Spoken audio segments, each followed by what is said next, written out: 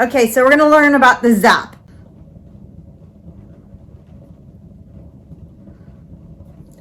It tastes like soap. It doesn't taste good, but I don't feel a zap. Today we're gonna make some hot process soap with a crock pot. Any soap recipe will work, so whichever soap recipe you have will be perfectly fine. You follow the steps almost the same as cold process, except for you don't add your essential oils and any other of your, like your clays or colors or anything until the very end. But we're gonna get that started, and I'm gonna make some more body butter because my friends have depleted my stock and they want more, so we will get that going. Okay, so with this batch I got all my oils in there, the hards and the liquids, and I went ahead and put my lye solution in. We're doing the heat with the lye to melt the butter, so it usually takes about 10-15 minutes to get that done. So with that, we just stir consistently, real slow, to melt down the butters. And this is set on high. Oh, where's my thing? That's set on high, so they'll be ready to cook. Okay, so now I just dip blended to make for sure everything is incorporated and everything looks good. And now we are at definitely that. And it is thick and good. So now I'm going to put the lid on it and let it cook for about 10-15 minutes. Come back and watch. And we're just going to let it set and let it be. And continue to let it do its thing.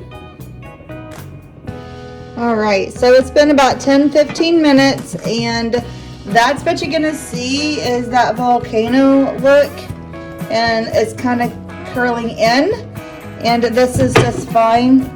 Some say that you don't need to stir, and some say you do. I watched a video where she said it didn't matter, but it's starting to look like that. Like more thick like that. So depending on who you listen to on whether or not you stir. We're just gonna leave it alone and see how I'm doing with my very first hot process soap, because some say do and some say don't, but it's not quite done yet, so we'll come back in about 10-15 minutes. Okay, depending on who you talk to and depending on what resources you watch and all that yummies, there are technically 3 phases to saponification and getting it done with hot process soap. So you look for the applesauce stage, mashed potato phase, and then the Vaseline phase. Once it gets to that Vaseline phase, they say that it's done. And I think this still looks like applesauce to me. I don't think that looks like Vaseline. So to be on the safe side, I'm going to continue to cook for another 10-15 minutes and continue to watch until I get to what I think doesn't look like applesauce. This looks like applesauce. I could be wrong. This is my first time ever. I heard every batch also comes out differently depending on weather and all that stuff. So, well, we'll just come back in about 10-15 more minutes and see if we see anything different. Okay, so while that's finishing up, I have my Himalayan salt freshly ground, so it is ready. It'll be 120 in here of the grams. I was told when I watched the video that you should be ready to put it in the mold right after you put this in there, because it will start to harden the soap fast. Hot process soap already goes fast, but I heard once you put the Himalayan salt in, it goes faster. So that is my Himalayan salt. And this is my fragrance oils. I did put a little bit of patchouli and a little bit of extra, let's see here. I'm using patchouli, rosemary, and cocoa butter in this. I don't know. It smells good, so we will see. But that's my essential oils, and this is my pink Himalayan salt, and you don't put them in until the end. Otherwise, you just don't put them into the end. All right, well, it's been about another 10-15 minutes, and the consistency has changed. It does look a little bit more like Vaseline.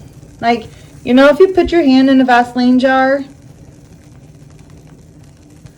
which that would be the last phase. So you have mashed potatoes, applesauce, and Vaseline, and I think we are there. I don't know. I could do a zap test right about now to make for sure that it is all saponified and ready to go. That looks like Vaseline. Don't you think that looks like Vaseline? That looks like Vaseline.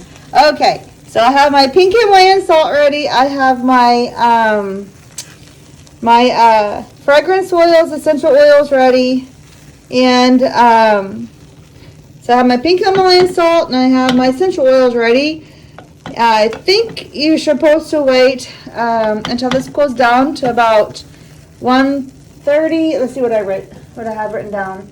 It should be cooled down probably about 130, 150. And then I can also add my kaolin clay right about now too. I forgot about that, by the way. I'm going to add a little bit of kaolin clay. So let me go get that ready, and I'll come right back. I think this is done. That looks like Vaseline. I could do a zap test. I'll show you guys that. All right, we'll come back. Okay, yeah, definitely we are done. I just stepped away for a second to mix up my kaolin clay, and this is what I get. It's definitely done. All right, so we got to work fast, putting them in the molds, because once they basically get over here, the hot process cools so fast that it's unworkable. So I got to get my clay in, my essential oils in, and the Himalayan salt in, and then get it transferred over fairly quickly. But not yet, because I need it to cool down. So I did turn this down a little bit, because you do need to cool down a little bit before I just put in my essential oils, where basically they burn. That's not good. Okay. Alright, I've added my pink kaolin clay, and I've got a little bit of just a little bit natural colors in there to give it a little offset on that color. Make it pretty. You guys see that color? Can you see that? I'm going to mix that up. Now at this time, technically, it is safe to touch with my hands because it has been through the whole lye saponification. But I do need to push it down in the molds, and I don't want my hands actually touching the soap. I want it to be, as clean as possible. So I do have gloves on, so that when I do that, it's not going to be like, I'm touching someone's soap with my bare hands while I do this. Okay, so now, let's get all out of the way. Let's add the salt.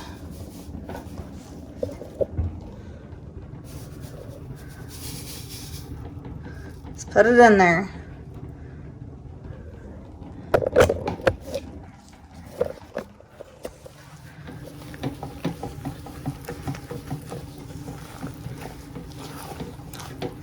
I'm just going to mix it up and incorporate it real well.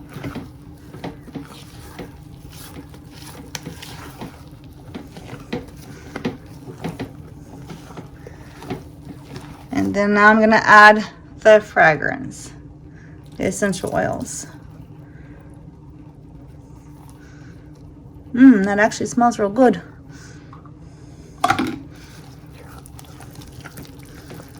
And then I'm just going to stir real good and make sure it gets real good incorporated all over. And then I'll come right back and pour it in the molds.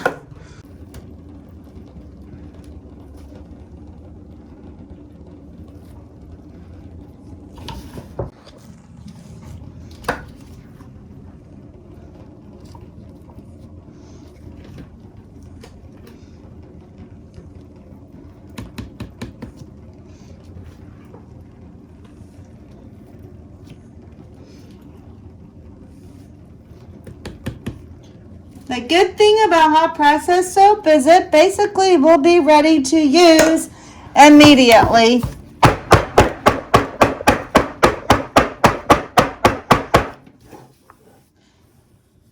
But I guess you can give it another week or so to do the final process. But according to people, they say hot process soap can be used pretty fast because it's not needing to go through the whole saponification phase. It's already done that. So there's no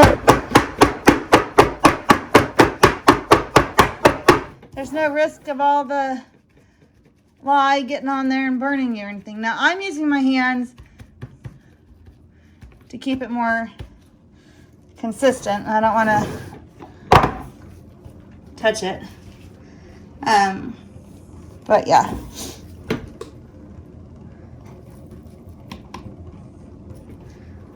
And this made 2 batches. And it smells so good.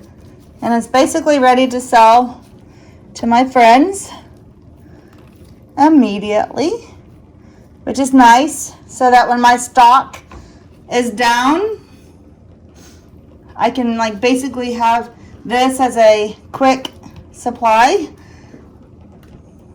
because I don't have to wait 4 to 6 weeks for it to saponify and to go through the whole soap process.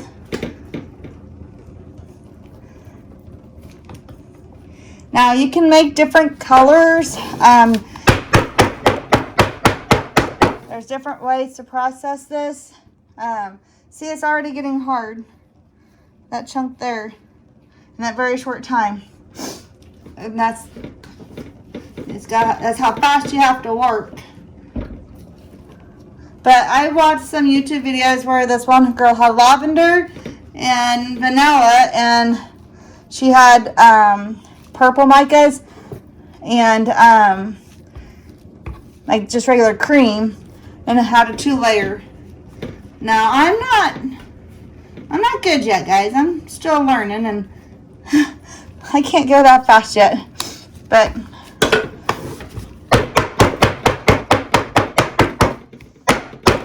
okay, I'm just now making a mess, as you can see. Let's try to put some design on this.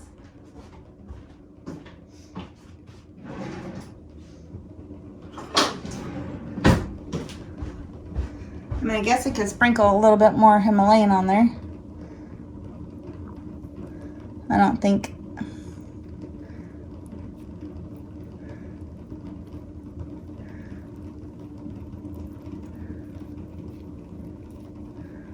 I guess.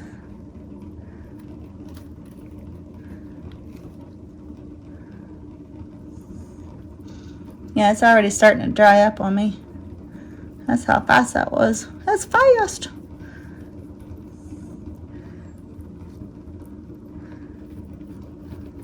Now look at that. That's already soap. Isn't that cool? Alright, well, it's not pretty-ish. There's, we'll just do that. Get it all together so it doesn't flake off when people have it to wash. Let me get a little bit of extra salt on top. Just make it like have a design or something. A little something. I should have used the bigger crystal one. That'd have been prettier than just this. Oh well.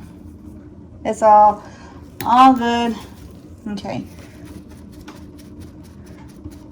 Make sure that doesn't just come off.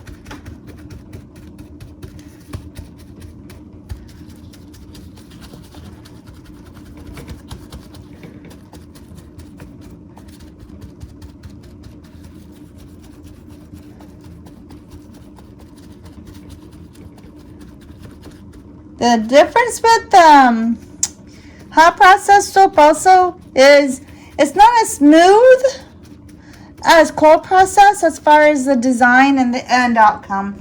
So we'll come back. You can cut this fairly quickly, but we'll give it a little while to set. I'll come back probably tomorrow and go from there. Okay, so we're going to learn about the ZAP. The ZAP test is basically, you could either use pH strips, and I don't have any pH strips, but what I'm going to do instead is use my tongue. So you take a little piece of the soap that you just made, and then you touch it to the tip of your tongue. And what you're feeling for is like a 9-volt battery, like that zap that you get. And so if you feel the zap, it means that the lye has not fully processed yet, and you need to let your soap set a little longer for saponification. You're supposed to take it and act like it's poison. And just like you would with a 9-volt, when you touch it to your tongue, you're like, oh, right? Okay, so I'm going to take it and barely tap a touch of it to my tongue.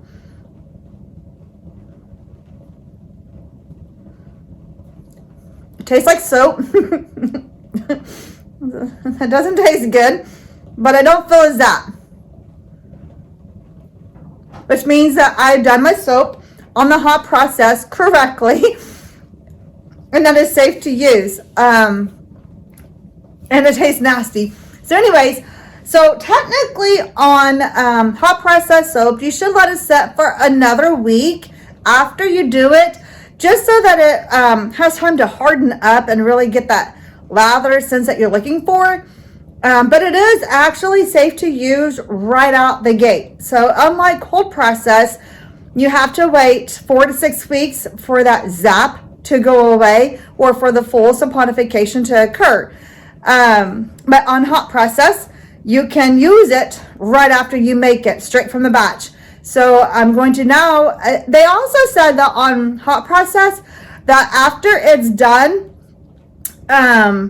molding, you should cut it very quickly, because otherwise it hardens so fast that you can't cut it. And so I'm going to cut this one with a,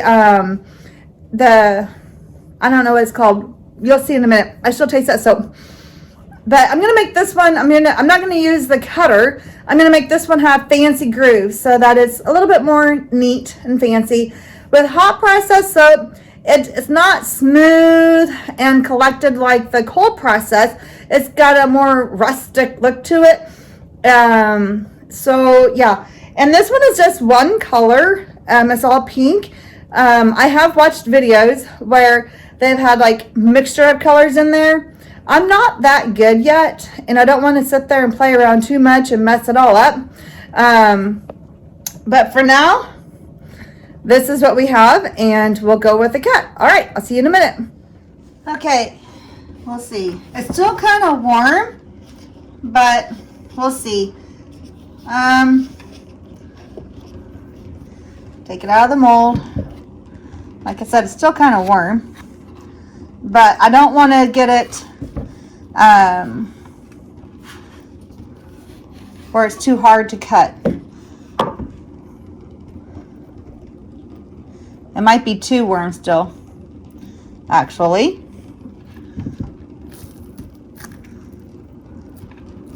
Oh, it might be okay. So with hot process, it's not as pretty as it is with cold process, obviously. It is a little bit, like I said, more rustic looking.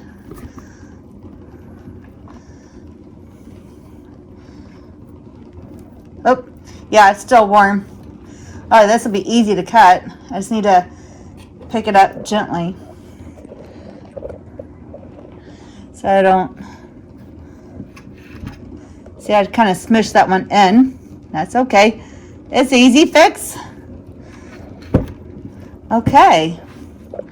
There's that. And we'll clean it up later. Oh, it looks good.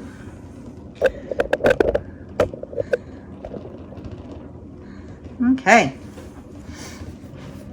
And all I've done was I measured my stick to be about 1-inch bars.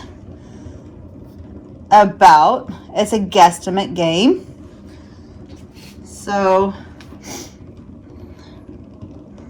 this is 1 inch right here. Let's see the better way to do this. I'm gonna go this way because on this side.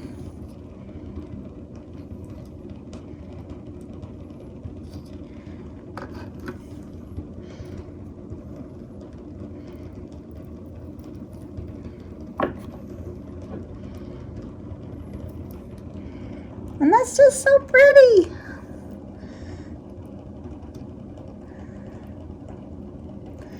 I am going to shave a little off this side since it's smooth, and I want it to be kind of jagged on both sides.